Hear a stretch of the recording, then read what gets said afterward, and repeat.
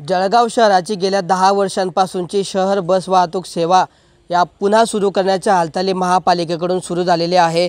शहर बस वाहतूक सेवेसाठी महापालिकेच्या वतीने जळगाव शहरातल्या मेरून परिसरातील जुन्या टीबी हॉस्पिटलची जागा ही या ठिकाणी नियुक्त करण्यात आलेली आहे। महापालिकेचे आयुक्त विद्या गायकवाड यांनी या बस सेवा सुरू करण्यासाठी पाठपुरावा केला आणि त्या माध्यमातून त्यांनी राज्य शासनाकडे प्रस्ताव पाठवला आणि तो प्रस्ताव आता पुन्हा केंद्र शासनाकडे रवाना झालेला आहे।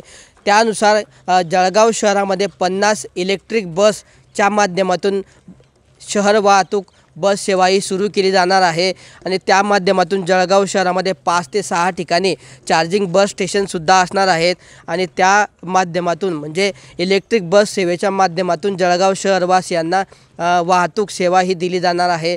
त्या माध्यमातून या जर बसेसचा विचार केला तर 3 पद्धतीच्या या बसेस असणार आहे। यामध्ये लांब पल्ल्याच्या, मध्यम पल्ल्याच्या आणि कमी अंतराच्या म्हणजे अंतरानुसार या बस असणार आहेत। जवळपास 50 इलेक्ट्रिक बसेस मिळाव्यात असा प्रस्ताव महापालिकेकडून केंद्र शासनाकडे पाठवण्यात आलेला आहे। त्या प्रस्तावाला शासनाकडून हिरवा कंदील मिळालेला आहे आणि लवकरच या 50 बसेस या जळगाव शहरात दाखल होतील आणि त्या माध्यमातून जळगाव शहरवासियांना ही बस सेवा पुरवली जाणार आहे। गेल्या 10 वर्षांपासूनची बस सेवा रखडली होती। जळगाव शहरवासियांचा अत्यंत जिव्हाळ्याचा विषय होता। मात्र पुन्हा आता ही बस सेवा सुरू होणार असल्याने जळगाव शहरवासियांमध्ये मोठी उत्सुकता पाहायला मिळते आहे।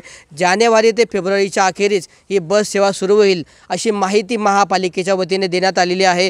त्यामुळे एकंदरीतच इलेक्ट्रिक बस सेवा नेमकी कधी सुरू होते, कशी सुरू होते याकडे संपूर्ण जळगावकरांचं लक्ष लागलेलं आहे।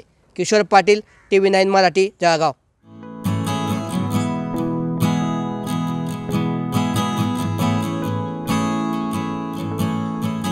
जळगाव महानगरपालिकेअंतर्गत एकूण 50 ई बसेसचा आपण प्रस्ताव राज्य शासनाला पाठवलेला आहे। राज्य शासनामार्फत तो प्रस्ताव केंद्र शासनाकडे गेलेला आहे। यामध्ये सुरुवातीपासून जो आपला जुना बसस्टँड वापरत आहेत तर त्यांना आपण विनंती केलेली आहे ती जागा देखील आम्हाला सिटी बस सेवेसाठी उपलब्ध करून देण्यात यावी। तसेच TBS हॉस्पिटल जिथे आपले चालायचे तिथे देखील आपण पार्किंग व्यवस्था उपलब्ध केलेली आहे, जिथं रात्रभर तिथे चार्ज होतील आपल्या बसेस आणि दिवसभर आपल्या रूटच्या अनुषंगाने त्या फिरतील। काय वाटतं तुम्ही प्रस्ताव दिलाय, किती दिवसात नेमके बस उपलब्ध होतील जळगावकरांसाठी? जवळपास जानेवारी-फेब्रुवारीमध्ये बसेस येण्याचं नियोजन आहे। त्या अनुषंगाने केंद्र शासन आणि राज्य शासन प्रयत्न करत आहे। या बसेस आल्याच्या नंतर शहरामध्ये 4 ते 5 ठिकाणी आपण चार्जिंग स्टेशन उभारणार आहोत आणि त्या अनुषंगाने शहरामध्ये जेव्हा त्या बसेस चार्जिंगची गरज पडेल तेव्हा ते 4 ते 5 चार्जिंग स्टेशन वापरता येतील आणि मुख्यतः आपण TBS हॉस्पिटलच्या तिथे चार्जिंग स्टेशन उभारलेलं आहे। बसची प्रवासी क्षमता किती असणार आहे मॅडम? आपण 3 टाईपच्या बसेस प्रोव्हाइड करत आहोत, एक स्मॉल, एक मीडियम आणि एक लार्ज या पद्धतीनं।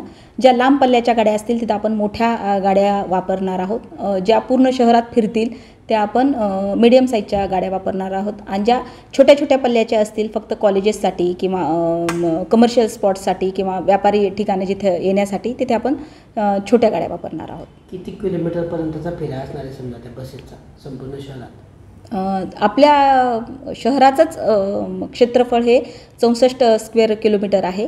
त्या अनुषंगाने त्या फक्त शहरातल्या गाड्या आहेत। परंतु जर जवळपासच्या गावांची मागणी आली की आमचे विद्यार्थी कॉलेजसाठी आमच्या गावातून येतात, आम्हालाही बस सेवा द्या, तर आपण त्याचाही त्या अनुषंगाने विचार करू। या संदर्भातला प्रस्ताव आपण शासनाकडे पाठवला आहे? यस, या अनुषंगाने आपण राज्य शासनाकडे प्रस्ताव दिलेला आहे आणि राज्य शासनामार्फत तो केंद्र शासनाकडे सुद्धा गेलेला आहे।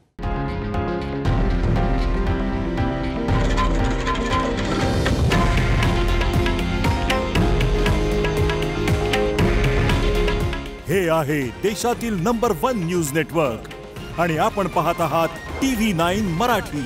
काळजी तुमची, हित महाराष्ट्राचं।